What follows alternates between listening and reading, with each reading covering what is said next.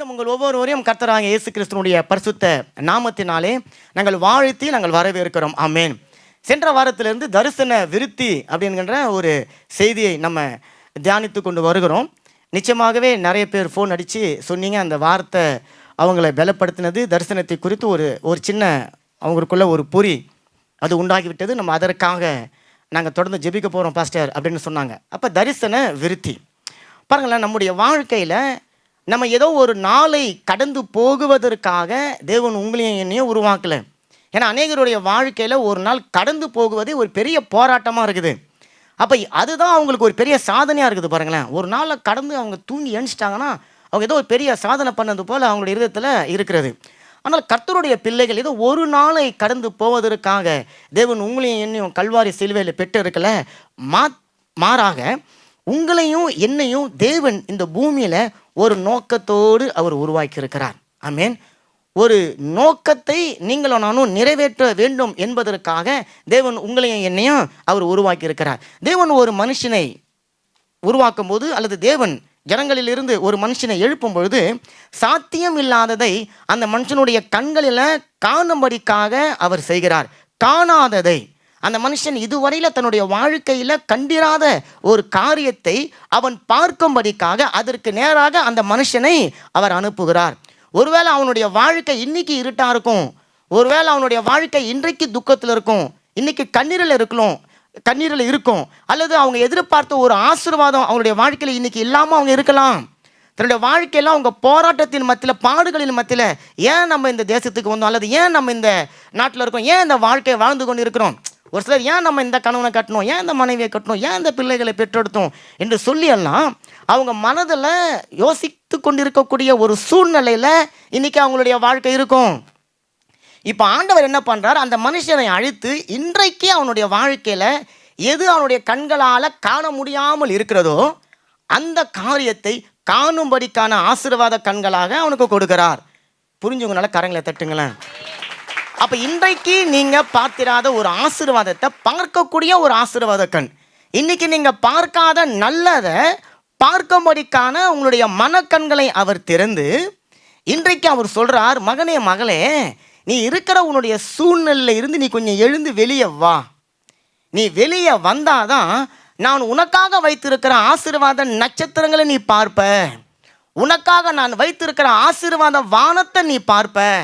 அப்போ உன்னுடைய நட்சத்திரத்தையும் நான் உனக்காக வைத்திருக்கிற ஆசீர்வாதமான வானத்தையும் பார்க்க முடியாதபடிக்கு உன்னுடைய கூடாரம் என்கின்ற அந்த பிரச்சனைக்குள்ளே நீ உட்கார்ந்து நீ உன்னையே நொந்து கொண்டு இருக்கிற. இப்போது அந்த பிரச்சனை என்கின்ற கூடாரத்தை விட்டு நீ வெளியே வந்தாதான் உனக்காக நான் வைச்சிருக்கிற ஆசீர்வாத நட்சத்திரங்களை நீ பார்ப்பாய். நல்ல காரங்களை தட்டுங்க, நல்ல உற்சாகமாக தட்டுங்க. ஏன்னா ஆசீர்வாதமான நட்சத்திரத்தை நீங்கள் பார்க்க போகிறீங்க. ஆமென். அப்போ அந்த ஆசீர்வாத நட்சத்திரங்களை பார்க்க முடியாதபடிக்கு ஒரு கூடாரம் எப்பொழுதும் உங்களையும் என்னையும் மூடிக்கொண்டு இருக்கிறது. அதுதான் துக்கம், வேதனை, கண்ணீர், பிரச்சனை, போராட்டம், பாடு, இது எல்லாம் ஒரு கூடாரம். அப்போ ஆண்டவர் சொல்ற, நீ வா, நீ வெளியே வந்து இந்த நட்சத்திரங்களை நீ பாரு. அப்போ நீண்ட நாள் உங்களுடைய வாழ்க்கையில் தடைபட்டு இருக்கிற ஒரு ஆசீர்வாதம், நீண்ட நாள் உங்களுடைய வாழ்க்கையில் நீங்கள் காண முடியாமல் இருக்கிற ஒரு நன்மை, நீண்ட நாள் நீங்கள் எதிர்பார்த்து இருக்கிற ஒரு அற்புதம் அல்லது ஒரு ஆசீர்வாதம் உங்களுடைய வாழ்க்கையில் கிடைக்கணும் அப்படின்னு சொன்னால் ஆண்டவர் சொல்ற, நான் காண்பிக்கிறத நீ பார்க்கணும். நீ பார்த்து கொண்டு இருக்கிறது உன்னை பலவீனப்படுத்தும், ஆனால் நான் காண்பிக்கிறத நீ பார்த்துன்னு சொன்னால் அது உன்னுடைய வாழ்க்கையில் உற்சாகத்தையும் பலனையும் தந்து எல்லாவற்றுக்கும் மேலாக விசுவாசத்தை கொடுத்து உன்னை அது வழி நடத்துகிறதாக இருக்கிறது. அப்போ இது எல்லாமே சாட்சிகள், ஒரு நன்மை, இது எல்லாமே தேவன் எதுக்கு நமக்கு செய்யணும் அப்படின்னு சொன்னால், நான் உன் கூட இருக்கிறேன், நான் உன்னை ஏந்துறேன், நான் உன்னை தாங்குறேன், நான் உன்னை தப்பு வைக்கிறேன். இப்போ ஆண்டவர் சொல்லிட்டு அந்த சூழ்நிலையில் உங்களை ஏந்தி உங்களை தாங்கி உங்களை தப்பு வைக்கல அப்படின்னு சொன்னால் அந்த வாக்குத்தத்தம் என்னுடைய வாழ்க்கையில் ஒரு நன்மையும் கொடுக்காது. அதே போல் தான் தேவன் உங்களையும் என்னையும் அந்த கூடாரத்திலேருந்து வெளியே கொண்டு வந்து வானத்தை பார்க்க வச்சு அங்கே இருக்கிற நட்சத்திரங்களை பார்க்க சொல்லி சொன்னார்ன்னு சொன்னால் அதன் மூலமாக எனக்கு வைத்திருக்கிற இந்த ஆசீர்வாதம், அவர் வைத்திருக்கிற தரிசனத்தின் மூலமாக எனக்கு நடக்கும். அப்படி நடக்கலான்னு சொன்னால் நான் நட்சத்திரத்தை பார்த்து என்ன நடக்க போகுது, வானத்தை பார்த்து நடக்க போகிறது ஒன்றுமில்லை. அப்போ ஆண்டவர் சொல்கிறார், நீ உன்னுடைய வாழ்க்கையில் கண்ணால் பார்க்கறது உன்னுடைய வாழ்க்கை கிடையாது. நீ கண்ணால் பார்க்காமல் இருக்கிற நான் உனக்காக வைத்திருக்கிற நன்மை உன்னுடைய வாழ்க்கைக்கு ஆசீர்வாதமாக அமைய போகிறது. ஆமீன். ஆமீன். அப்போ ஆண்டவர் சொல்ற, நீ பார்க்கிற படத்தை உன்னுடைய சிந்தனையில் வைத்துக் கொள்ளாத, மாறா நான் காண்பிக்கிற படத்தை உன்னுடைய மனக்கண்களுக்குள்ள வைத்து அதை நீ பார்க்க ஆரம்பித்தா, நீ என்ன பார்க்கிறாயோ, எதை நீ பார்த்தாயோ அதன் சாயலாகவே நீ மாறுவ. அல்லேலூயா. இப்போ தேவன் நம்முடைய வாழ்க்கையில் ஒரு தரிசனத்தை தந்துட்டார் அப்படின்னு சொன்னால், அந்த தரிசனம் தான் உங்களையும் என்னையும் நடத்தக்கூடிய ஜிபிஎஸ் ஒரு வழிகாட்டி. அதுதான் உங்களுடைய என்னுடைய வாழ்க்கைக்கு தேவன் வைத்திருக்கக்கூடிய ஒரு வழி, ஒரு பாதை. அப்போ தேவன் ஒரு தரிசனத்தை ஏதோ நமக்கு கொடுத்துட்டு அது நம்மளால் செய்ய முடியாமல் போய்விட்டு அல்லது நம்ம அதை பெற்றுக்கொள்ள முடியாமல் போவதற்காக அல்ல, மாறாக அதை கொடுத்து அது உங்களுடைய என்னுடைய வாழ்க்கையில் நிச்சயமாக நடக்க வேண்டும் என்பதற்காகத்தான் அந்த வாக்குத்தத்தத்தை கொடுக்குறார். அப்போ அது ஒரு வாக்குறுதி மாத்திரமல்ல, அது ஒரு பிளான், அது ஒரு இமேஜ். அதுதான் உங்களுடைய என்னுடைய வாழ்க்கையில் தேவன் கொடுக்குற ப்ளூ பிரிண்ட். ஐ அப்போ அந்த ப்ளூ பிரிண்ட்டை கொடுத்து நம்ம போன வாரம் நல்லா விளக்கமாக பார்த்துருந்தோம். அப்போ அந்த ப்ளூ பிரிண்ட் உங்கள் கையில் கொடுத்துட்டா, அந்த ப்ளூ பிரிண்ட் வந்த உடனே நீங்கள் எதிர்பார்த்த கட்டடம் உடனே வந்துடாது. ஆனால் ப்ளூ பிரிண்ட் வந்துட்டா, இந்த ப்ளூ பிரிண்ட்டில் என்ன இருக்குதோ அதுதான் நிஜத்தில் கட்டடமாக நிற்க போகிறது. அதுக்குள்ளே நீங்கள் போய் வாழ்ந்து செழித்திருக்க போகிறீங்க. அப்போ ஆண்டவர் ஒரு ப்ளூ பிரிண்ட்டை கொடுத்துட்டாரு.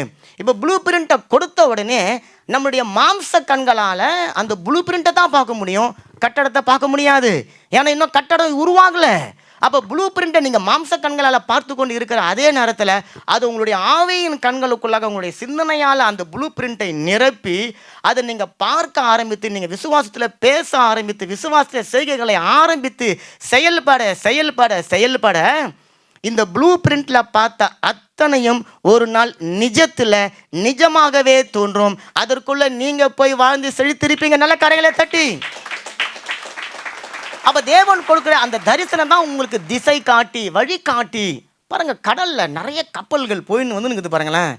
ரோட்லையாவது நமக்கு ஒரு பாதைகள் தெரியும், கடலில் என்ன பாதை தெரியும்? அப்போ அவங்களுக்கு கப்பல் போகுவதற்கு அவங்களுக்கு ஒரு வரைபடம் இருக்குது. அந்த வரைபடம் வேலை செய்யலைன்னு சொன்னால் கப்பலில் போய் மலையெல்லாம் எங்கேயாவது மோதி, அப்போ அந்த வரைபடம் அந்த மாலுமிக்கு கிடைத்த மாத்திரத்தில் அந்த வரைபடத்தை அவன் நோக்கி பார்த்து அது செல்லக்கூடிய திசையில் தன்னுடைய கப்பலை அவன் செலுத்தி கொண்டு இருப்பான். அதே போல தான் தேவனுடைய தரிசனம் உங்கள் வாழ்க்கை என்கின்ற அந்த கடலில் உங்களுடைய குடும்பம் என்கின்ற கப்பலை நகர்த்துவதற்கு கொடுக்கப்படுகிற ஒரு வழிகாட்டியாக இருக்கிறது. திசை தெரியாமல் இருக்கிறோம், எங்கே போகணும் தெரியல, சுற்றி பார்த்தாலும் வெறும் பொட்டல் காடாக இருக்குது, வெறும் காடாக இருக்குது, அல்லது வெறியும் தண்ணியாக இருக்குது, என்னுடைய போக்கிடம் இல்லை, எனக்கு வழி தெரியல, நான் எங்கே போகணும்னு எனக்கு தெரியல. ஆண்டவர் சொல்ற, பயப்படாத, நான் உனக்கு தரிசனத்தை கொடுத்துருக்கிறேன். அப்போ அந்த தரிசனம் தான் உன்னுடைய வாழ்க்கையை நடத்தக்கூடிய வழிகாட்டி. அதனால தான் நம்ம வாசித்தோம், நீங்கள் எடுக்க வேணாம், நீதிமொழிகள் 29:18 நம்ம வாசிச்சிருந்தோம். தீர்க்க தரிசனம் இல்லாத இடத்துல ஜனங்கள் என்ன பண்ணுவாங்களாம்? கெட்டு போய் விடுவார்கள், சீர்கெட்டு போய் விடுவார்கள். அப்போ தீர்க்க தரிசனம் இருக்கக்கூடிய ஒரு இடம், தரிசனம் இருக்கக்கூடிய ஒரு இடம், தரிசனம் ஒரு மனுஷனுக்கு இல்லை அப்படின்னு சொன்னால் அவனுடைய வாழ்க்கை ஏதோ காலையில் பூத்து மாலையில் வாடி மடிந்து போகக்கூடிய மலருக்கு ஒப்பாய் போய்விடும். அதனால் யாருக்கும் எந்த விதமான ஒரு பிரயோஜனமும் இல்லை. அப்போ ஆண்டவர் சொல்றார், உன்னுடைய வாழ்க்கை காலையில் பூத்து சாயங்காலத்தில் மடிந்து போகக்கூடியது கிடையாது. எந்தன்னைக்கு நிலைத்து நிற்கக்கூடிய கேதுர் மரங்களுக்கு ஒப்பான ஒரு வாழ்க்கையாக அது இருக்கும். அதற்கு நான் உனக்கு கொடுத்துருக்கிற தரிசனம் உன்னுடைய வாழ்க்கையை காத்துக்கொள்ளும். அப்போ தரிசனம் ஒரு விஷன், ஒரு ரெவலேஷன் ஒரு மனுஷனுடைய வாழ்க்கையில் இல்லைன்னு சொன்னால், பாருங்கள், இங்கே ஃப்ரான்ஸில் இருக்கிறவங்க நீங்கள் வெள்ளைக்காரனை கேட்டு பாருங்களேன், என்ன சொல்லுவான்? மெட்ரோ பொலு தோதோ, மெட்ரோ பொலு தோதோ. அவனுக்கு தெரிஞ்சது 3 தான். என்னது? மெட்ரோவில் போகணும், வேலை செய்யணும், தூங்கணும். வெள்ளிக்கிழமை வந்தால் போன் வீக்கெண்டு, லாந்தி வந்தால் மூன்ஜூர்னு இல்லை மூன்ஜூர். இதான் அவனுக்கு தெரியும். இல்லை, அவனுடைய வாழ்க்கை இது 3க்குள்ளே அடங்கிடுது. இதுக்காகவா தேவன் அவனை படைச்சாரு? இல்லை. அப்போ நம்மளுடைய வாழ்க்கையில் ஒரு நோக்கம் இருக்கணும், நம்முடைய வாழ்க்கையில் ஒரு திசை இருக்கணும், நம்முடைய வாழ்க்கையில் ஒரு வழிகாட்டி இருக்கணும். எல்லாவற்றுக்கும் மேலே நம்முடைய வாழ்க்கையில் ஒரு தரிசனம் இருக்கணும். அப்போ தரிசனம் இல்லாத ஒரு வீடு, தரிசனம் இல்லாத ஒரு மனுஷன், தரிசனம் இல்லாத ஒரு குடும்பம், தரிசனம் இல்லாத ஒரு சபை கெட்டு போவதற்கான காரணம் நோக்கம் இல்லை, எதிர்பார்ப்பு இல்லை, என்ன செய்யணும் என்று சொல்லக்கூடிய ஒரு திட்டம் அங்கே இல்லை, செயல்படுத்த வேண்டிய வழிமுறைகள் இல்லை. அப்போ ஏனோ தானோ தான் தோண்டித்தனமா அவங்க இஷ்டத்துக்கு வாழ்ந்து மடிந்து போகிறவர்களாக இருக்கிறாங்க. அப்போ இன்றைக்கு ஆண்டவர் சொல்றார், அந்த தரிசனம் தான் உன்னுடைய வாழ்க்கைக்கு வழிகாட்டியாக இருக்கிறது. நீங்க பார்க்கிற காரியம் உங்களுடைய வாழ்க்கையை டிசைன் பண்ணாது. நீங்க பார்க்கிற காரியம் உங்களுடைய வாழ்க்கையை டிசைன் பண்ணாது. இன்னைக்கு இருக்கிற வறுமை, இன்னைக்கு இருக்கிற கடன், இன்னைக்கு இருக்கிற நோய், இன்னைக்கு இருக்கிற வெறுமை, இன்னைக்கு இருக்கிற பிரச்சனை, இன்னைக்கு இருக்கிற போராட்டம், இது உங்க கண்ணுக்கு தெரியுதா? தெரியுதா தெரியலீங்களா? என்ன ஆமான்னு சொல்லுங்களேன். உங்க கண்ணுக்கு தெரியுது. அது உங்களுடைய வாழ்க்கையை டிசைன் பண்ணாது. மாறா உங்க கண்களுக்கு தெரியாம தேவன் வேதத்துல வைத்திருக்கிற தரிசனங்கள் தான் உங்களுடைய வாழ்க்கையை டிசைன் பண்ண போகிறது. நல்ல கரையில தட்டுங்களேன். ஆபிரகாம் ஊர் என்ற அந்த ஊர்ல இருந்திருந்தானா அந்த ஊர்ல அவன் பார்த்த காரியங்கள் அவனுடைய வாழ்க்கையை டிசைன் பண்ணியிருக்கும். ஆனா ஆண்டவன் சொல்றார், நான் சொல்லுகிற தேசத்துக்கு நீ போ. தேசம் எதுன்னு சொல்லவே இல்லை. அவனை நான் சொல்ற இடத்துக்கு நீ போ. நான் உன்னை ஆசீர்வதிக்கவே ஆசீர்வதித்து உன் பேரை நான் பெருமைப்படுத்துவேன். எங்க நான் உன்னை ஆசீர்வதிப்பேன், எங்க நான் உன்னை பெருமைப்படுத்துவேன்னு சொன்னா நான் சொல்ற தேசத்திற்கு. அது எந்த தேசம் இப்ப சொல்ல மாட்டேன், நீ முதல்ல போ.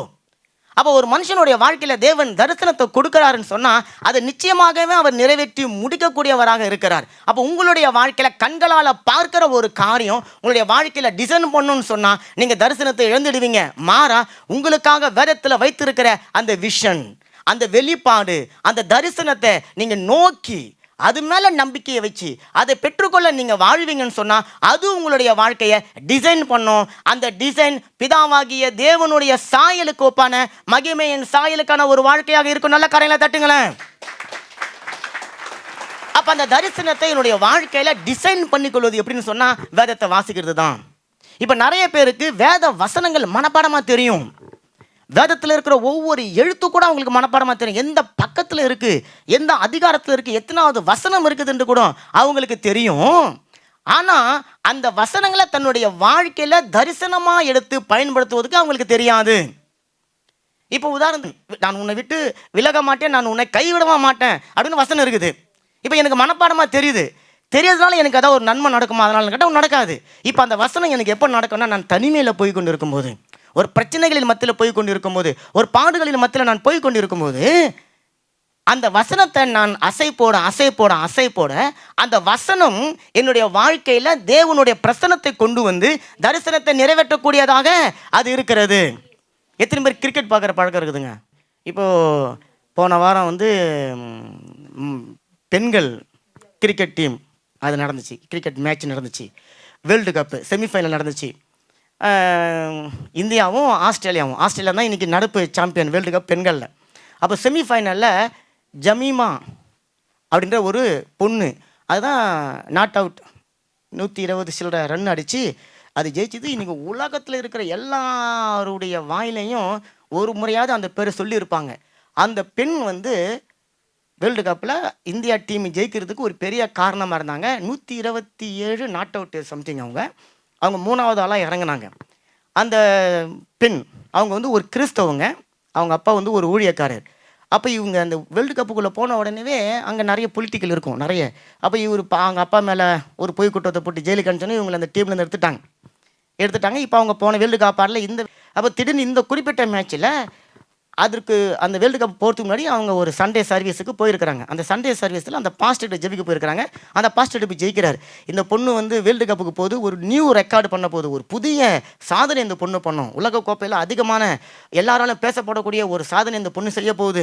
இந்த பொண்ணு வெற்றி பெற போகுது. இந்த பொண்ணு வந்து தேசத்துக்கு ஆசீர்வாதமாக இருக்க போகுது அப்படிலாம் சொல்லி ஆசீர்வதிச்சு அந்த பொண்ணு அனுப்புகிறார். ஆனால் அங்கே போனோடனே முதல்ல அந்த பொண்ணு ஆடலை, அதை வெறுக்கிறாங்க, நிறைய டிப்ரெஷன் போகுது, நிறைய பிரச்சனைகள் வருது. இப்போ அந்த சூழ்நிலை இந்த குறிப்பிட்ட மேட்சுக்கு 3வது நபரை அந்த பொண்ணை அனுப்புகிறாங்க. அனுப்பும்போது அந்த பொண்ணுக்குள்ளார பயம், நடுக்கம், திகில், குழப்பம் பயங்கரமான இருக்கும்போது அந்த பொண்ணு என்ன பண்ணா கேமரா க்ளோஸ்அப்பில் காட்டும்போது அந்த பொண்ணு தானாக பேசுது. அதுக்குள்ளே அது பேசிக்குது. அப்போ மற்றவங்க நினச்சிக்கிறாங்க இது எல்லாரும் திட்டுது பொழுது இந்த பொண்ணு நினச்சிக்கணும். நம்ம ஜெயிச்சு போன அந்த பொண்ணு சொல்லுது, நான் அந்த மாதிரி சோர்ந்து இருக்கும்போது பயந்து இருக்கும்போதெல்லாம் பைபிள் வசனம் என்னோட ஞாபகத்துக்கு வந்தது. ஆண்டவர் சொல்றாரு, நான் உனக்காக யுத்தம் செய்வேன், நீ சும்மா இருப்ப. நான் உனக்காக யுத்தம் செய்வேன், நீ சும்மா இருப்ப. அப்போ அது சொல்லுதான், ஆண்டவரே நீங்கள் எனக்காக இருக்கிறீங்க, நான் யுத்தம் செய்கிறீங்க, நான் ஜெயிப்பேன் அப்படின்னு சொல்லி தனக்குத்தானே பேசி பேசி பேசி அது என்ன பண்ணுது, 120 ரன் அடிச்சிருச்சு. இந்தியா ஜெயிச்சிருச்சு செமிஃபைனலில். இப்போ ஜெயிச்ச உடனே அவங்கள கூட்டு வச்சு பேசுகிறாங்க, எப்படி நீங்கள் ஜெயிச்சிங்க? அவர் சொல்லுது, நான் இப்படிப்பட்ட பலவீனம், நான் இப்படிப்பட்ட ஆள், நான் அழுதேன், நான் கலங்கினேன், நான் கஷ்டப்பட்டேன். ஆனால் ஒவ்வொரு நிமிடமும் நான் கஷ்டப்பட்டு இருக்கும்போது நான் பைபிள் வசனத்தை நான் நோக்கி பார்த்தேன். நான் ஜெயிச்சதுக்கு காரணம் இயேசு கிறிஸ்து அப்படின்னு சொன்னிச்சு.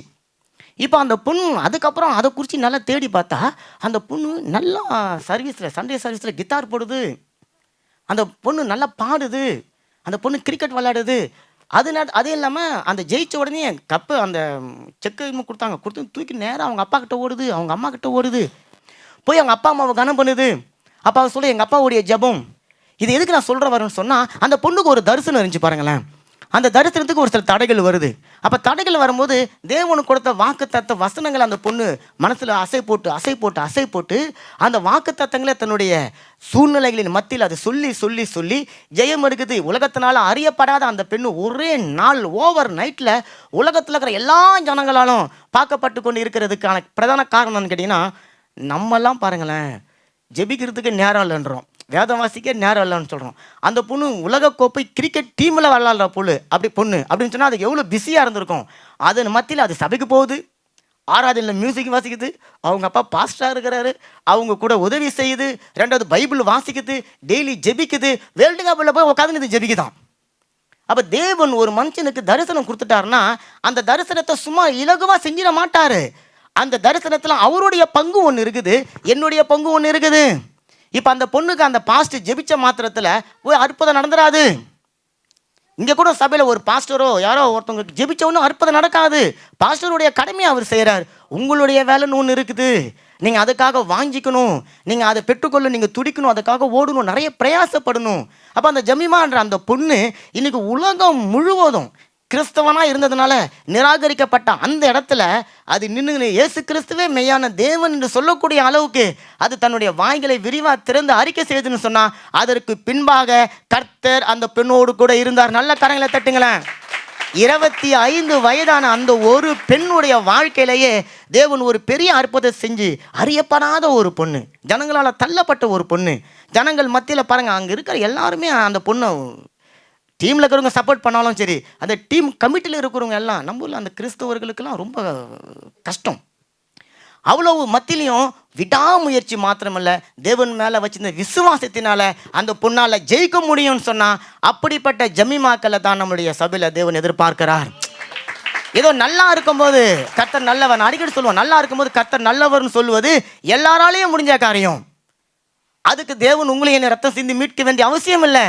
எதுவுமே நல்லா இல்லாமல் இருக்கும் போதும் என் கர்த்தர் நல்லவர், எனக்காக ஜீவன் கொடுத்தவருக்கு நான் 1 மணி நேரத்தை கொடுக்க நான் ஆயத்தமாக இருக்கிறேன் என்று சொல்லக்கூடிய ஒரு மனுஷன் ஒரு வாலிப பெண்ணு, ஒரு வாலிப பையனை தேவன் தேடுறாரு. இப்போ அந்த பொண்ணு வேர்ல்டு கப் போகிறதுக்கு முன்னாடி இப்போ ஜெபிச்சுன்னு போச்சுல்ல, அந்த மாதிரி வாலிப பிள்ளைகள் நீங்கள் ஜெபிக்கிறவங்களாக இருக்கணும். உங்களை வழி நடத்துகிற அப்பா அம்மா கிட்ட ஜெபிக்கணும், உங்களை வழி நடத்துகிற சபையில் வழி நடத்துகிற ஊழியக்காரங்கிட்ட வந்து ஜெபிச்சுன்னு போகணும். அது மட்டும் போதாது, நீங்கள் செய்ய வேண்டிய முயற்சி என்று ஒன்று இருக்கிறது, விசுவாசம் என்று ஒன்று இருக்கிறது. அதற்கு தடைக்கல்லுகள் நிறைய வரும். எல்லா தடைக்கற்களையும் படிக்கல்களாக நீங்கள் மாற்றி நீங்கள் எழும்பி ஜெபித்து ஜெயம் எடுக்கிறவர்களாக நீங்கள் இருக்கணும். அப்போ தரிசனம் தேவன் கொடுத்தா அந்த தரிசனம் உங்களுடைய வாழ்க்கையில் நிறைவேற ஒரு படம் கொடுத்துட்டாரு. இப்போ அந்த பொண்ணுக்கு வேர்ல்டு கப்பு தான் படம். இன்னைக்கு அது விளையாடி ஜெயிக்கும், நிச்சயமாக ஜெயிக்கும், எல்லாருடைய ஜெபம் அப்படி தான் இருக்குது. ஆனால் செமிஃபைனலில் அந்த நடப்பு சாம்பியனை துரத்துறது என்பது ஒரு பெரிய விஷயம். அந்த ஒத்த ஒரு பொண்ணு நின்று ஜெயிச்சுது, அதுதான் முக்கியமான விஷயம். டார்கெட் சின்ன டார்கெட்டில், டார்கெட் ரொம்ப பெரிய டார்கெட்.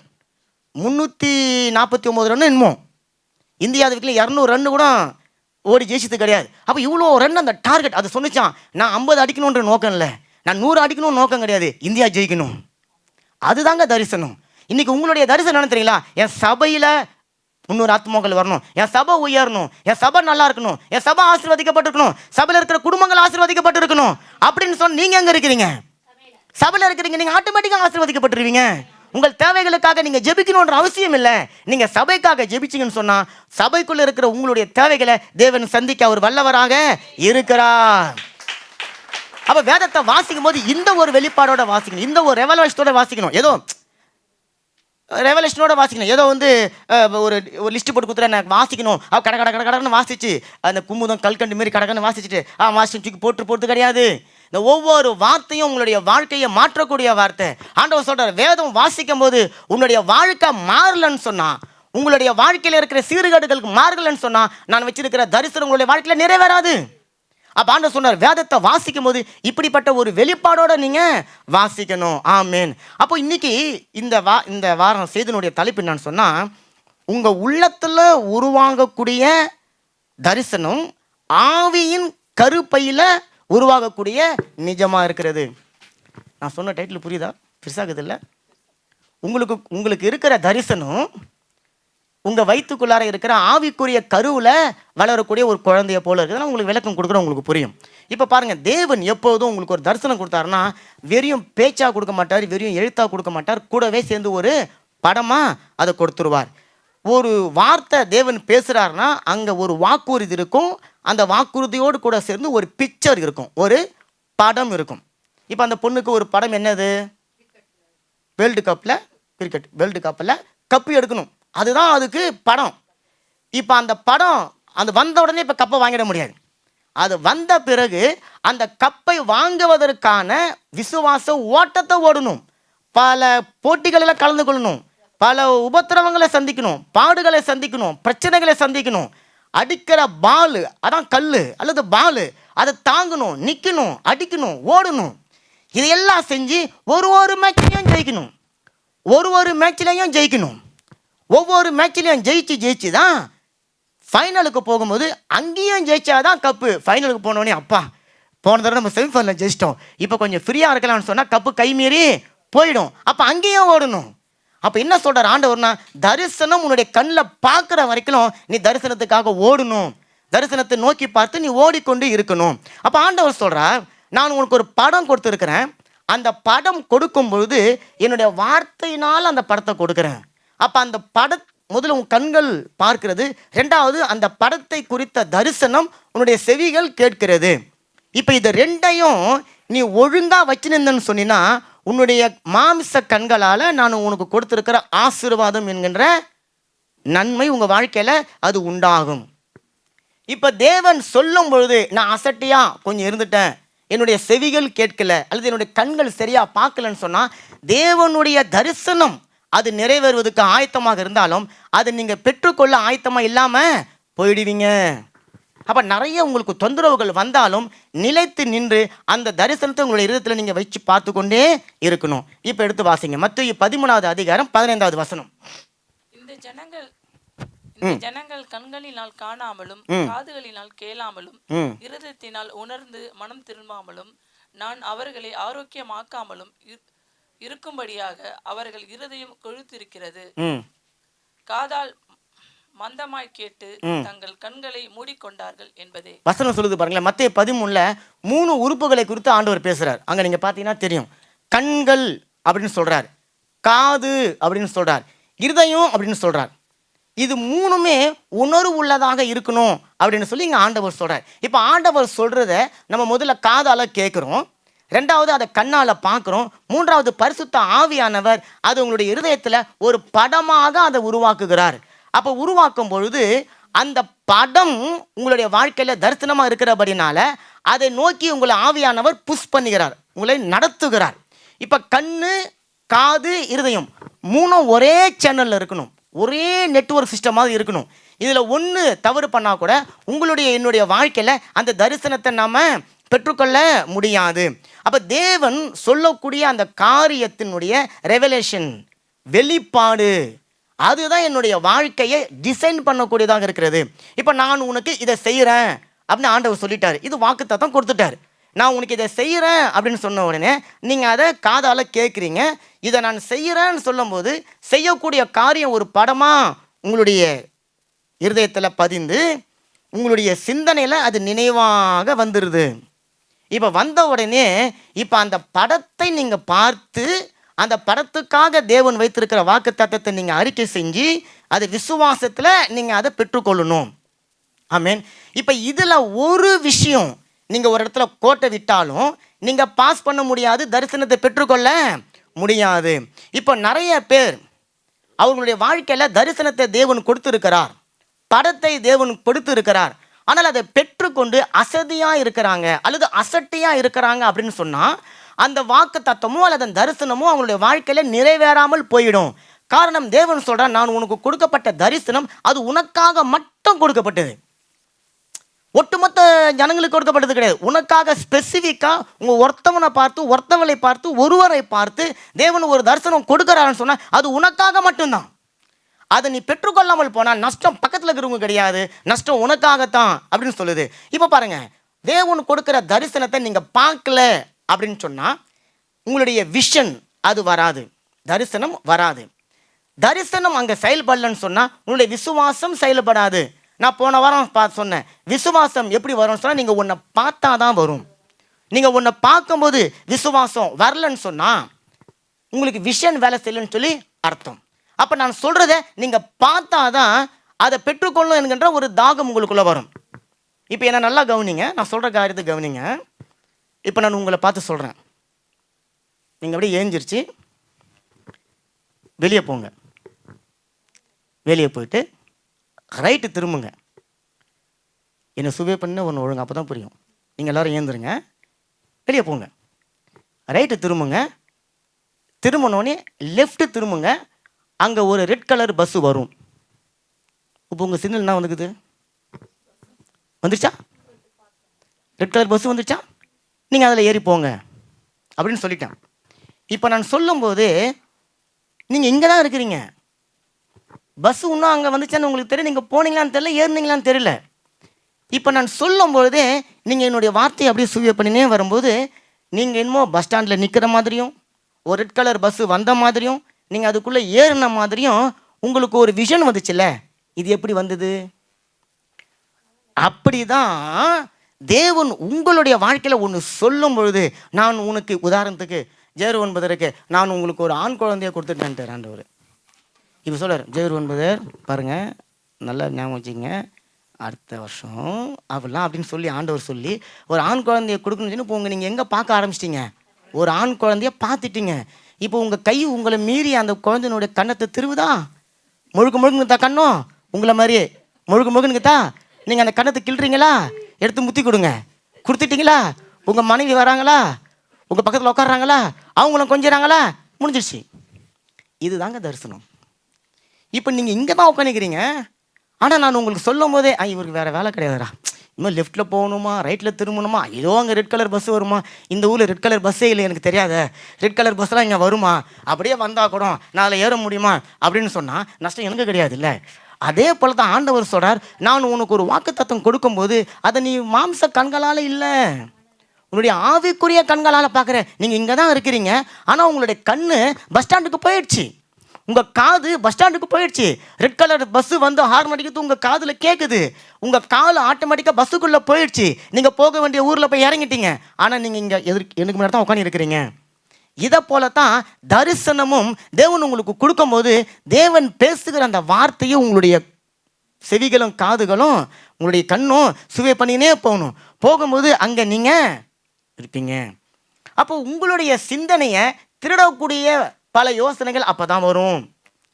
பிசாசு உங்களுடைய வாழ்க்கையில் நன்மை நடக்காத இருக்கிறதுக்கு ஏதாவது ஒரு தடைகளை அப்படித்தான் கொண்டுன்னு வருவான்.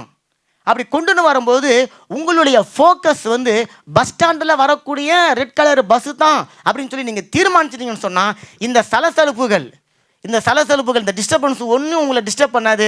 நீங்கள் கரெக்டாக அங்கே தான் நிற்பீங்க, அங்கே நிற்பீங்க, பஸ்ஸு ஓரம் நீங்கள் ஏறுவீங்க, உங்கள் தரிசனத்தை நீங்கள் பெற்றுக்கொள்வீங்க. நீங்கள் பஸ்ஸுக்குள்ளே ஏறி உட்காருவது தான் உங்களுடைய தரிசனத்தை பெற்றுக்கொள்வது. நல்ல கரையில் தட்டுங்களேன். இப்போ நான் சொல்லும் போது காது மட்டும் கேட்குது, கண்ணு மட்டும் பார்க்குது, ஆனால் உங்கள் இருதயத்துக்குள்ளே அது ஏறலை அப்படின்னு சொன்னால், உங்கள் மண்டையில் அது ஏறலை அப்படின்னு சொன்னால், ரெட் கலர் பஸ்ஸு வந்தாலும் அது உங்கள் கண்ங்க. அப்போ ஆண்டவர் சொல்கிறாரு, நீ எதை பார்க்குறியோ அதுதான் உன்னுடைய வாழ்க்கையை தீர்மானிக்கும். இப்போ நான் சொல்கிற பார்க்கறது இந்த பார்க்கறது கிடையாது, அந்த பார்த்தல். அதை நீ பார்க்கும்போது அதுதான் உன்னுடைய வாழ்க்கையை தீர்மானிக்க போகிறது. 2 கொரிந்தியர் 4:18 எடுங்களேன். இல்லை சரி, 2 கொரிந்தியர் 4:18 சொல்லுது, நாம் காணப்படுகிற வகையில் அல்ல காணப்படாத வகையில் நாம் நோக்கி கொண்டு இருக்கிறோம். அப்போ இப்போ அந்த ரெட் கலர் பஸ்ஸை நீங்கள் யாரும் இங்கே பார்க்கல, ஆனால் அதை நீங்கள் உங்களுடைய மாம்ச கண்களால் அல்ல, உங்களுடைய ஆவிக்குரிய கண்களால் அதை நீங்கள் ஃபோக்கஸ் பண்ணி பார்க்குறபடினால நீங்கள் அந்த ஆசீர்வாதத்தை பெற்றுக்கொள்வீங்க. அதுதான் உங்களை நிஜத்துக்கு நேராக நடத்தக்கூடியது. அதுதான் உங்களை தரிசனத்துக்கு நேராக நடத்தக்கூடியது. நீங்கள் எப்படிப்பட்ட வாழ்க்கையை வாழணும் என்பதை டிசைன் பண்ணக்கூடிய நிஜம் உங்களை கண்களால் பார்ப்பது கிடையாது, உங்களுடைய மனக்கண்களால் பார்க்கக்கூடிய, நீங்கள் மாம்ச கண்களால் காணக்கூடாத ஒரு காரியமாக அது இருக்கிறது. அதில் காணப்படாதவைகளோ நித்தியமானவைகளாக இருக்குது, சத்தியமானவைகளாக அது இருக்கிறது. பாருங்க, மோசே எகிப்துக்கு போக சொல்லும் போது எகிப்தில் போய் அவன் ஃபார்வோனை பார்த்துருந்தான்னு சொன்னால் அவனுடைய வாழ்க்கையில் தேவன் வச்சிருந்த விடுதலை திட்டத்தை அவனால் நிறைவேற்றி இருக்க முடியாது. மாறா அவன் ஃபார்வோனை பார்க்கல, கையில் இருந்த கோலை பார்த்தான். அந்த கோல் என்னதுங்க? தேவன் அவனுக்கு கொடுத்த வாக்கு தத்துவம், தேவன் அவனுக்கு கொடுத்த வசனம், தேவன் அவனுக்கு கொடுத்த வார்த்தை. அந்த வார்த்தை யாருங்க? அதுதான் கர்த்தராகிய இயேசு கிறிஸ்து. அவன் ஒவ்வொரு முறையும் அந்த கோலை தன்னுடைய கையில் வைத்துக்கொண்டு இருக்கும்போது கர்த்தரனோடு கூட இருக்கிறார், என்னை அனுப்பின காரியத்தை நிச்சயமாக அவர் செய்வார், என்னோடு கூட இருப்பார், எனக்கு சகாயம் செய்வார், என்னை பலப்படுத்துவார். பார்வோனுக்கு என்னை ஆண்டவனாக வைத்திருக்கிறபடினால பார்வோனால எனக்கு எந்த விதமான தீமையும் அணுகாது, தீமையும் நேரிடாது, நான் அவனை மேற்கொள்வேன் என்று சொல்லி ஒவ்வொரு முறையும் அந்த கோலை கையில் பிடித்து தரிசனத்தை அவன் நோக்கி பார்த்து கொண்டு இருந்தான். மோசே காணப்படாத தேவனை காண்கிறதாக ஒவ்வொரு நாளும் நினைத்து அவரோடு கூட பேசினான்.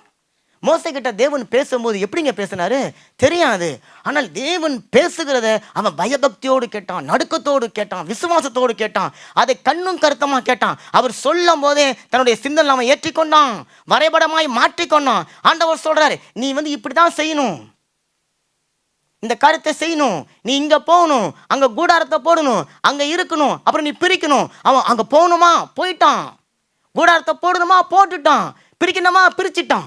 இப்போ அவன் தேவனுடைய வார்த்தையை அசட்டை பண்ணாமல் இருந்தபடினால அவனுடைய வாழ்க்கையில் அந்த ப்ளூ பிரிண்டில் எதை பார்த்தானோ அது நிஜமாகவே அவன் பார்த்தான். அல்லேலூயா.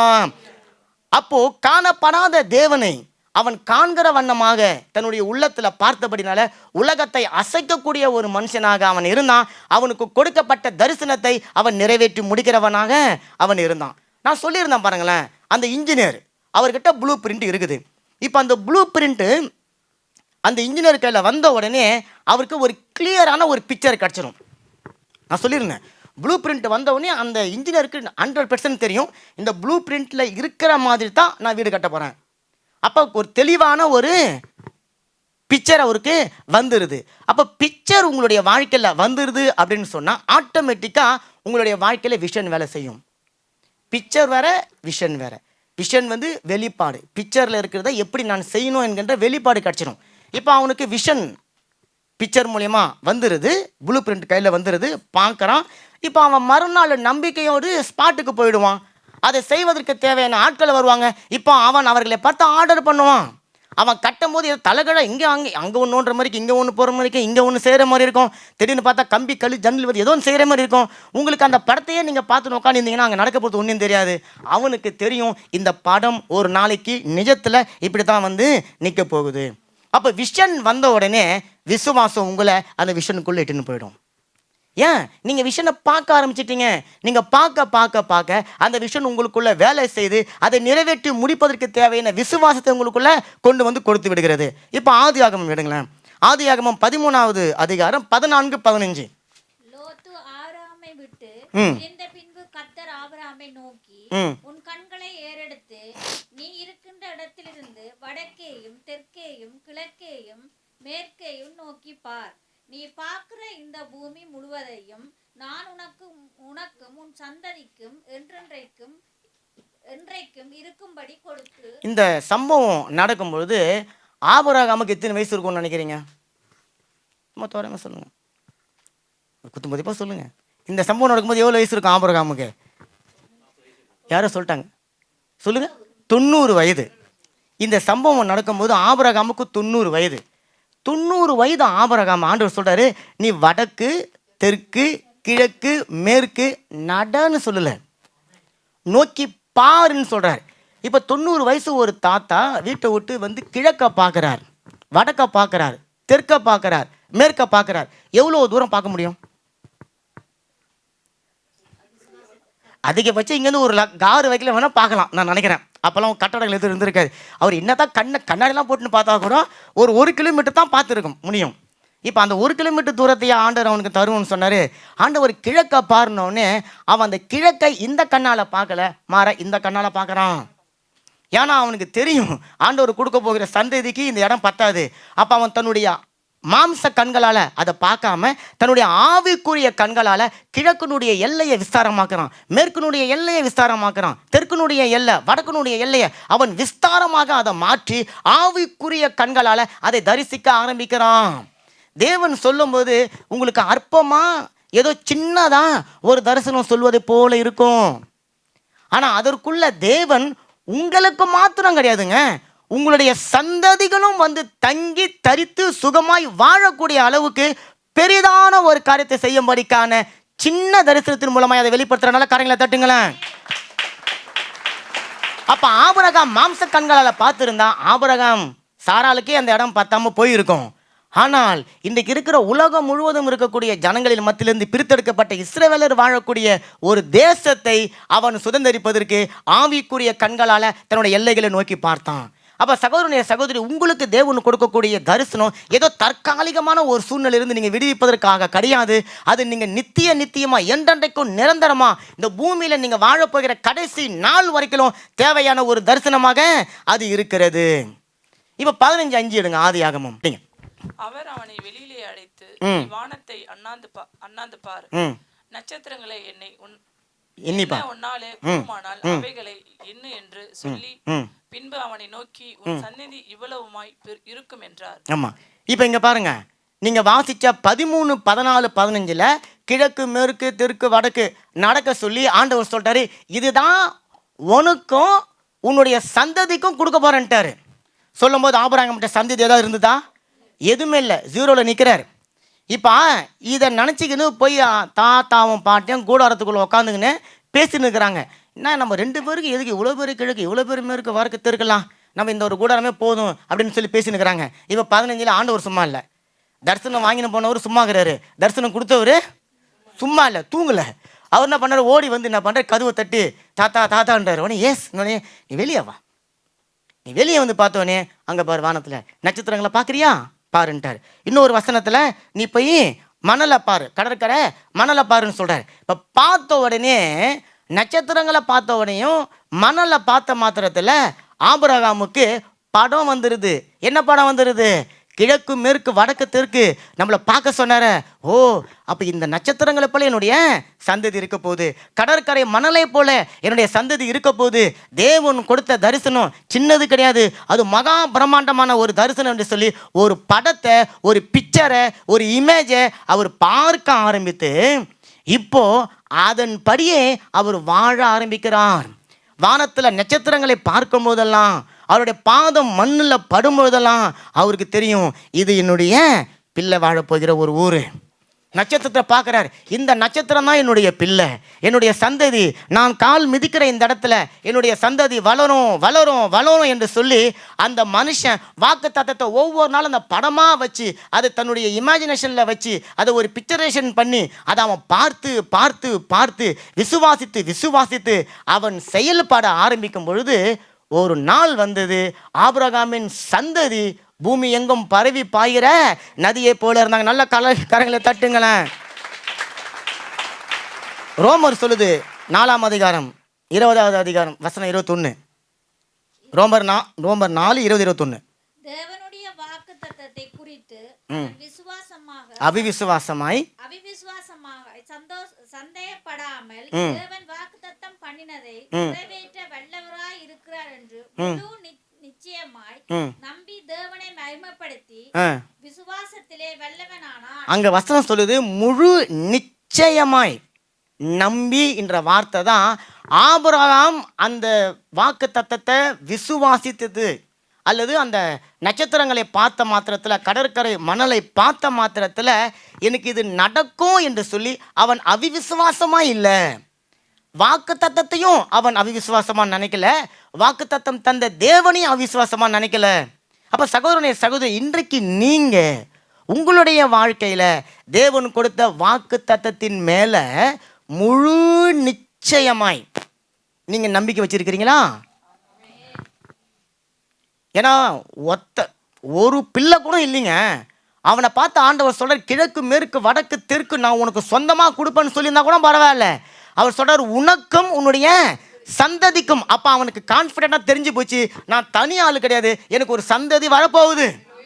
அந்த சந்ததி எப்படிப்பட்டதுன்னு சொன்னா, வானத்து நட்சத்திரங்களை போல இருக்க போகிறது, கடற்கரை மணலை போல இருக்கிறது.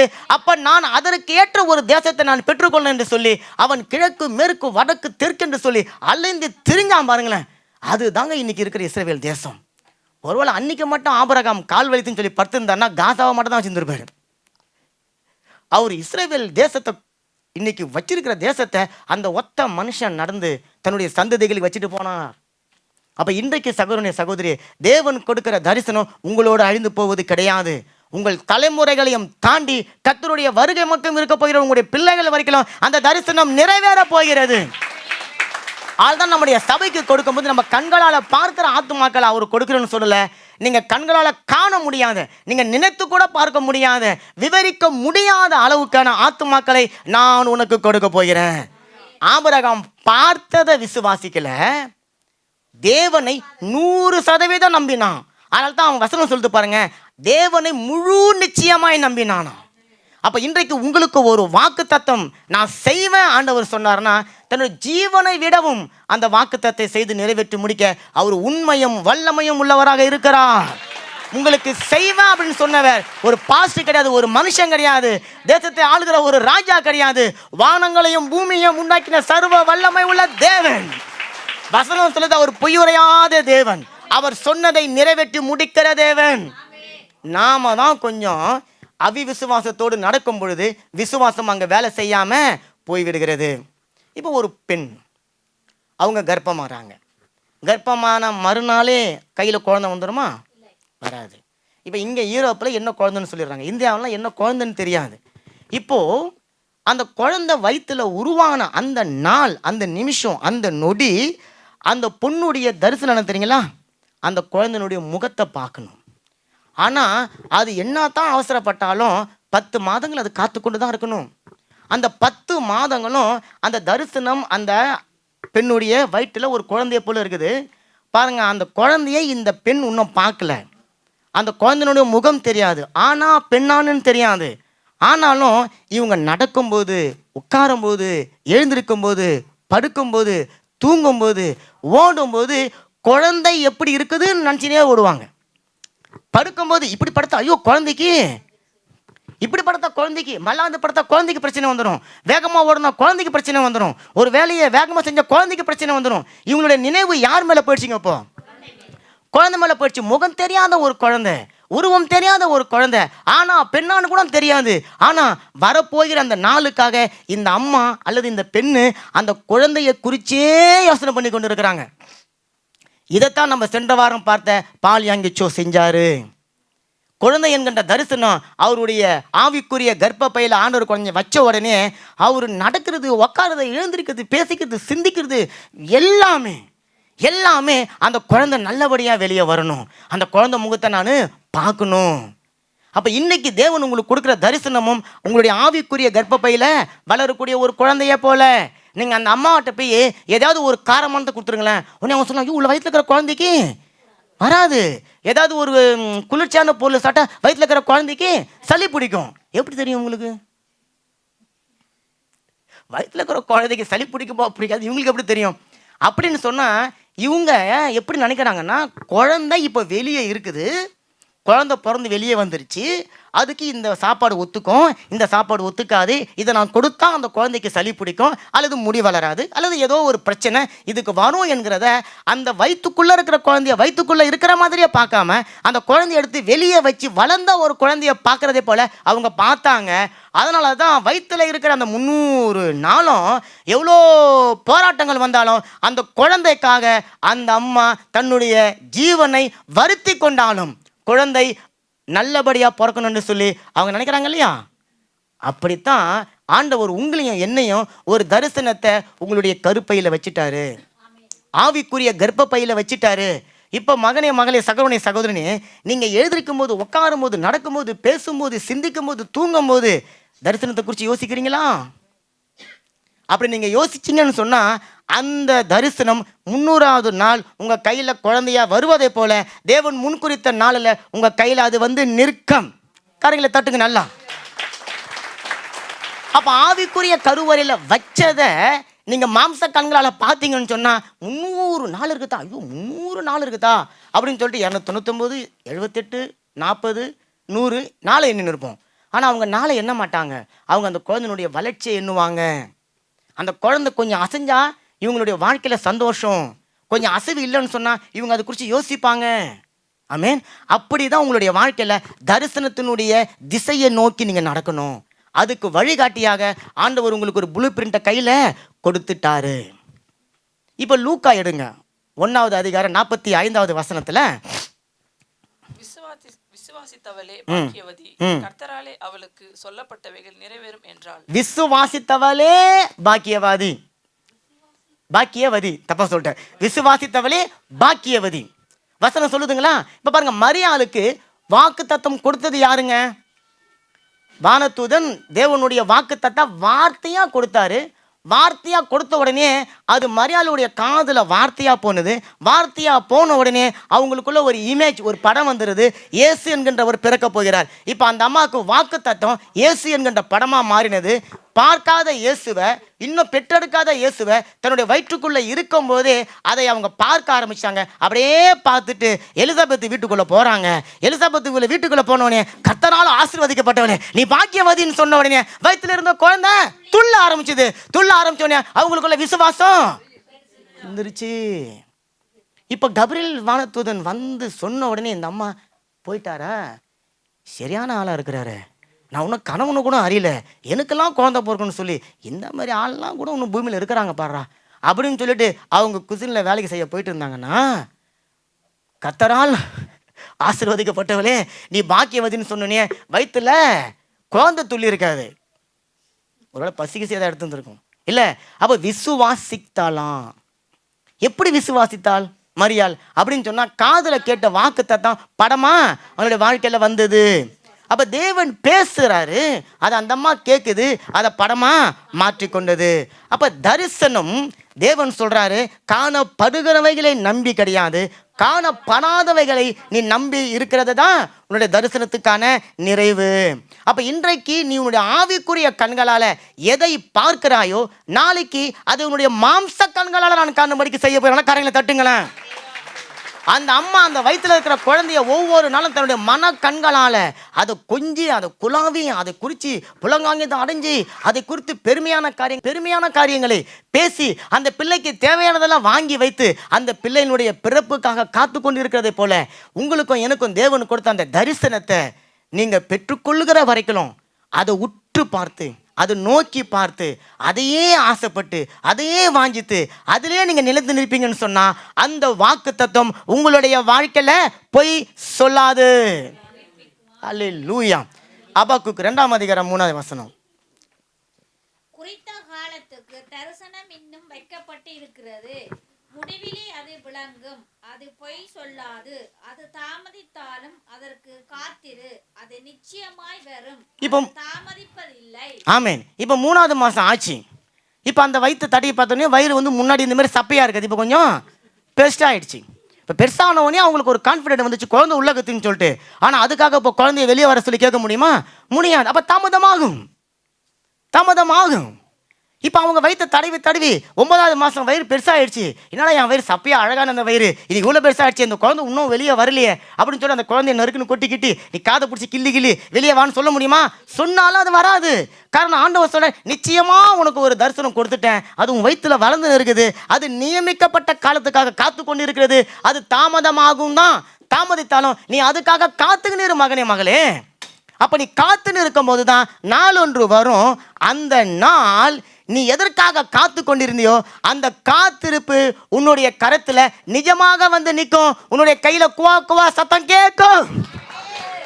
எல்லாம் கரையில தட்டுங்க. 9வது மாசம் நீங்க டிவில கேட்டிருக்கலாம், 9வது மாசம் 10வது நாள் டிவில கேட்கலாம். ஆனா கர்த்தர் முன்குறிக்கப்பட்ட அந்த நாளில் அந்த குவா குவான்னு சத்தம் கேட்கும் பொழுது அந்த அம்மா 10 மாசம் பட்ட வலி வேதனை எல்லாமே முடிஞ்சு போயிடும். ஆமேன். அப்படித்தான் தேவனும் சொல்றாரு. அப்போ அந்த குழந்தைய அந்த அம்மா வயிற்றில் வச்சு நிற்கும் போதெல்லாம் அவங்க ஒரு வார்த்தை சொல்லுவாங்க. என்ன தெரியுங்களா? தாமதமாக ஆகாது. அந்த குழந்தைய பார்த்து பேசுவாங்க, நீ கவலைப்படாத, நீ கட்டாயம் வெளியே வந்துடுவ, நீ எனக்கு சந்தோஷத்தை கொடுப்ப, நீ நல்ல பெரிய ஆளாக ஆவ, நீ நல்ல வசதியாக இருப்ப, நல்ல பிள்ளையாக இருப்ப, கர்த்தருக்கு கீழ்ப்படிஞ்சிருக்கிற பிள்ளையாக இருப்ப, என்னென்ன ஆசீர்வாதமான வார்த்தைகளை சொல்லணுமோ நீ உள்ள கொஞ்சம் நாளைக்கு இரு, நீ வந்துடுவ, நான் உன்னை பார்ப்பேன், நான் அம்மா உன்னை எடுத்து பால் கொடுப்பேன், என் மார்மேல் நான் உன்னை போற்றி கொள்வேன், அவங்க அப்பா வருவார், என் தோல் மேலே உன்னை சுமந்து கொண்டு போவேன், நான் உன்னை வாக்கிங் எடுத்து கொண்டு போவேன். ஆமேன். ரோதையாவை சொன்னாங்க, அவர் டாக்டர் சொன்னார், அவன் நடக்க மாட்டான், அவனுக்கு வீல் சேர் தான் அப்படின்னு சொல்லிட்டாங்க. அப்போது எல்லா அப்பா அம்மாவுக்கும் இருக்கிற மாரி தான், ஒத்தான் பிள்ளை தானே, அவன் இனியும் நடக்க மாட்டான், அவனுக்கு வீல் சேர் தான் அப்படின்னு சொல்லி முதல் எழுதி கொடுத்த ஒர்தனான்ஸே வீல் சேர் தான் எழுதி கொடுத்தாங்க. அதை நான் வாங்கி வச்சுக்கினேன். அந்த ஒர்தனான்ஸ்லாம் இருக்குது, ஆண்டவருக்கு சாட்சியாக இருக்குது. அப்போது நாங்கள் அதை வாங்கிட்டு நானும் என்னுடைய மனைவியும் ஜெபிக்கும் போது ஆண்டவர்கிட்ட சொல்லுவோம், ஆண்டவரே ரோதையா ஓடுறான், ரோதையா நடக்கிறான், ரோதையா அந்த பேகை மாட்டிக்கின்னு படிக்கட்டு இறங்கி போகிறான், ஸ்கூல் பேகை மாட்டிக்கின்னு படிக்கட்டு இறங்கி போகிறான், முன்னாடி இருந்த அக்கா அங்கே ஓடுறாங்க, அவங்க பின்னாடி நாங்கள் நடந்து போகிறோம், அவன் ஸ்கூலுக்கு நடந்து ஓடுறான் அப்படின்னு சொல்லின்னு இருப்போம். நாங்கள் இருந்த தம்மரில் எங்கள் அப்பார்ட்மெண்ட்டு உயரமாக இருக்கும், அதுக்கு கீழே படிக்கட்டு இருக்கும். அப்போ இது எல்லாம் அவர் பிரச்சனைகள் மத்தியில் இருக்கும்போது நாங்கள் ஜெபிச்சுன்னு இருப்போம். அப்போ குறிப்பிட்ட நாள் வந்துச்சு, அவர் ஸ்கூலில் கொண்டு போய் சேர்க்கறதுக்காக ஸ்கூலில் சேர்த்த உடனே அவங்க அக்காங்கெல்லாம் பை எடுத்துன்னு போகிறாருன்னு சொல்லிட்டு இவரும் பை கேட்டார். நாங்கள் அதை மறந்துட்டோம், ஜெபிச்சு தான் மறந்துட்டோம், ஏன்னா ஒரு குறிப்பிட்ட வருஷங்களுக்கு முன்னாடி. இப்போ அவர் என்ன பண்ணுறாரு, கரெக்டாக அந்த செகுப்பு கலரில் ஒரு படம் போட்ட ஒரு சின்ன சாக்கை மாட்டிக்கின்னு அந்த படிக்கட்டு இறங்குறாரு. நான் அந்த படிக்கட்டுனுடைய முதல் இடத்துல நின்று இப்படி பார்க்கும்போது 2 அக்காங்களும் முன்னாடி ஓடுறாங்க, அந்த படிக்கட்டு இறங்க பளிச்சுன்னு ஆண்டவர்னு சொல்கிறார், இப்படி தானே நீ ஜெபிச்சேன், அந்த பேகை மாட்டிக்கின்னு கரெக்டாக அதே மாதிரி நடந்து ஓடுறோம். ஆனால் அவனை பார்த்து என்ன சொன்னாங்க, அவன் வீல் சேரில் இருப்பான்னு சொன்னாங்க. தரிசனம் தாமதித்தாலும் அதற்காக காத்திரு, அதற்காக நியமிக்கப்பட்ட நேரம் நிச்சயமாக உண்டு, அந்த நேரம் பொய் சொல்லாது, அது தாமதித்தாலும் நீ காத்துக்கின்னு இரு. அப்போ சகோதரனே சகோதரி, கர்த்தர் உங்களுக்காக கொடுத்த வாக்கு தத்தம், உங்கள் குடும்பத்துக்காக, உங்கள் பிள்ளைங்களுக்காக, உங்கள் எதிர்காலத்திற்காக, கணவன் மனைவிக்காக ஏதாவது வாக்கு தத்தம் கொடுத்துருக்கிறாரா? வாக்கு தத்தம் இல்லாமல் இங்கே யாரும் இல்லை, எல்லாருக்கும் வாக்கு தத்தம் இருக்குல்ல. அந்த வாக்கு தத்தம் தாமதமாகும். ஏன்னா தாமதம் ஆகுவது இல்லை என்பதற்காக அல்ல, மாறா அது உறுதியாக உங்களுக்காக ஆயத்தமாகி கொண்டு இருக்கிறது. சாப்பாடு செய்யும் போது கொஞ்சம் நேரம் ஆகத்தான் செய்யும். சோத்தை அரிசியை தூக்கி தண்ணியில் போட்டவுடனே தூக்கி நீங்கள் வாயில் போடணும்னு சொன்னால் நீங்கள் அரிசியை தான் சாப்பிட்டு வரணும். அது சோறா ஆகிறதுக்கு கொஞ்சம் நேரம் ஆகணும். நீங்கள் பச்சை தண்ணியில் அரிசியை போட்டால் அரிசியாக தான் இருக்கணும். அதை சூடு ஏற்றணும், அதை டெம்பர் ஆக்கணும், அதை அழிக்கணும், அந்த அரிசியினுடைய உருவம் அழியணுங்க, சூடு ஆகணும், கொதிக்கணும். அதெல்லாம் கொதிச்சு வரும்போது தான், கொதிக்கும் போது நீங்கள் என்னத்தான் கிண்டி விட்டாலும் சரி, அதுக்குன்னு நேரத்தில் தான் அது சோறாக மாறும். சோறு ஆயி தட்டில் போட்டு வாயில் சாப்பிடும் போது தான் நீங்கள் அரிசின்னு சொல்ல மாட்டோம், சோறுன்னு சொல்லுவோம்.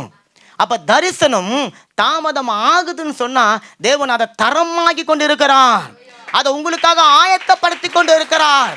தாமதம் ஆகினாலும் அதற்காக நீ காத்திருக்கும் போது தேவன் சொல்றாரு, அந்த தரிசனத்தின்படியே உன்னுடைய வாழ்க்கை அமையும்.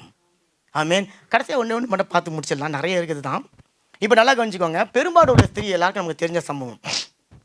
பெரும்பாடு உள்ள ஸ்திரீ, ஆமேன். பெரும்பாடு உள்ள ஸ்திரீ எத்தனை வருஷம் நோயாக இருந்தாங்க? 12 வருஷமாக உதிரப்போக்குனால அவங்க இருந்தாங்க. வசனம் சொல்லுது, தன்னுடைய சொத்தையெல்லாம் அழிச்சு போட்டாங்களாம், டாக்டராக பார்த்தாங்களாம், மருந்தாக வாங்கி சாப்பிட்டாங்களாம், அப்படி அவங்களுக்கு சுகமாகலை.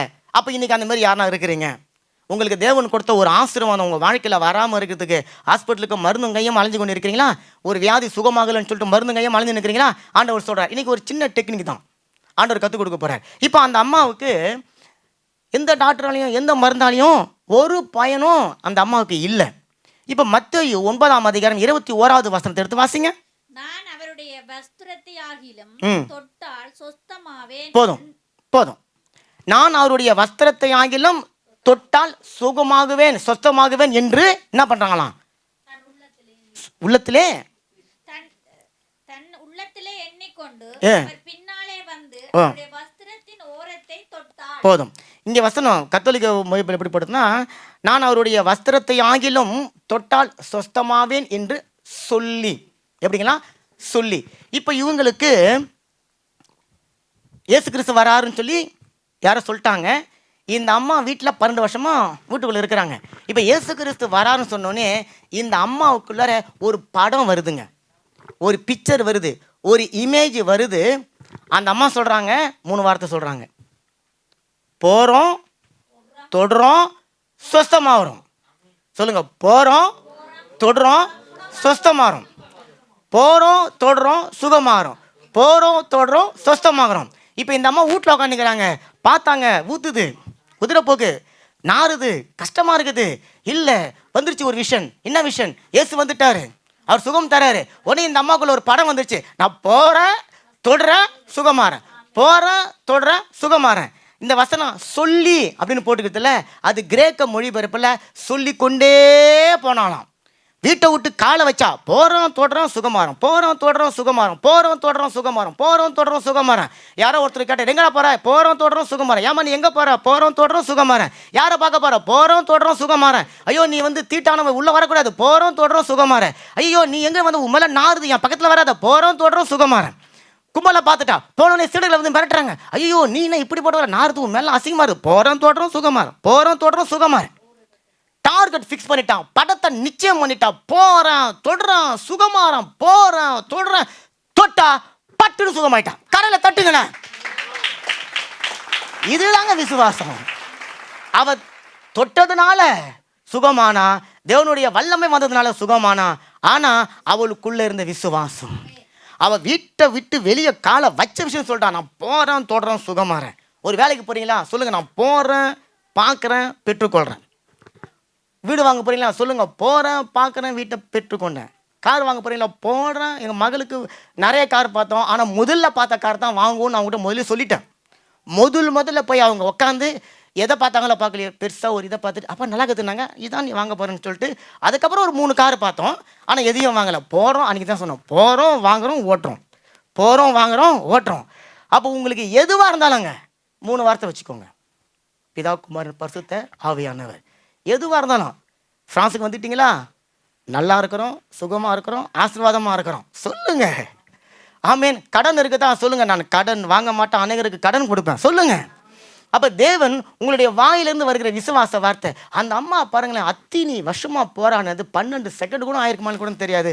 3 வார்த்தை சொன்னாங்க, போனாங்க, தொட்டாங்க. இயேசு பார்த்து சொல்றாரு, மகளே உன் விசுவாசம் உன்னை எங்கங்க. அந்த அவங்க எடுத்து முயற்சி பற்றிலாம் ஆண்டவர் சொல்லலை, அவங்க பட்ட பிரயாசத்தை ஆண்டவர் சொல்லலை, அவங்க பட்ட வேதனையை சொல்லலை, அவங்க வடித்த கண்ணீரை சொல்லலை. மாற ஆண்டவர் சொல்றார், உன் விசுவாசம். என்ன விசுவாசம்? போகிறோம், தொடுறோம், சொல்லுங்க, போகிறோம், தொடுறோம், சுகமாறோம். அல்லேலூயா. 3 வார்த்தையை சொல்லி போனா, தொட்டா, பட்டுன்னு சுகமாயிட்டா. இப்போ போகும்போது பெரும் பாடுள்ள ஸ்திரியா போனா, திரும்பி வரும்போது பெரும் சந்தோஷம் உள்ள ஸ்திரியா திரும்பி வந்தா. பெரும்பாடுள்ள ஸ்திரியா போனா, வரும்போது பெரும் சந்தோஷம் நிறைந்த ஒரு பெண்ணாக திரும்பி வந்தா.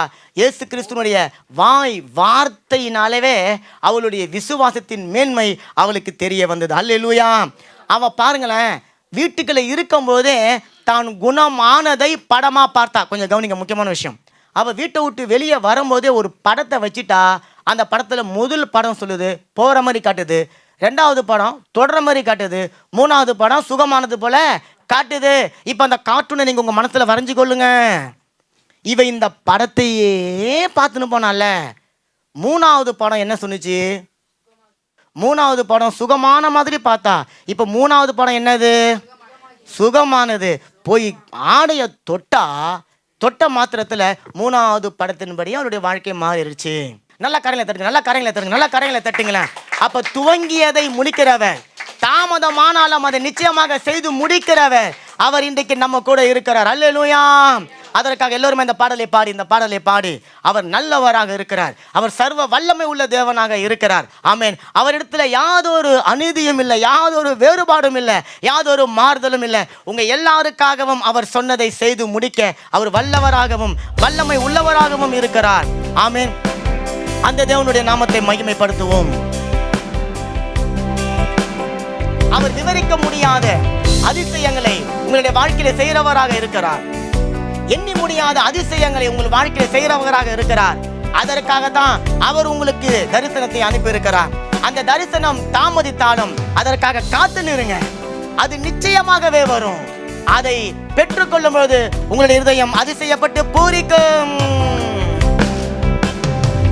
விவரிக்க முடியாத அதிசயங்கள் செய்பவரே, வர்ணிக்க முடியாத அற்புதங்கள் செய்பவரே, விவரிக்க முடியாத அதிசயங்கள் செய்பவரே, வர்ணிக்க முடியாத அற்புதங்கள் செய்பவரே, நீர் நல்லவரே, சர்வ வல்லவரே, உம் கரங்கள் என் ஆதாரமே. நீர் நல்லவரே, சர்வ வல்லவரே, உம் கரங்கள் என் ஆதாரமே. ஏந்தி நீர் தாங்கி நீர் உயர்த்தி நீர் தப்புவித்தீர். ஏந்தி நீர் தாங்கி நீர் உயர்த்தி நீர் தப்புவித்தீர். தகுதியே இல்லை இந்த உயர்வுகள் எனக்கு, மிகுதியான கிருபை காரணம் அதற்கு. தகுதியே இல்லை இந்த உயர்வு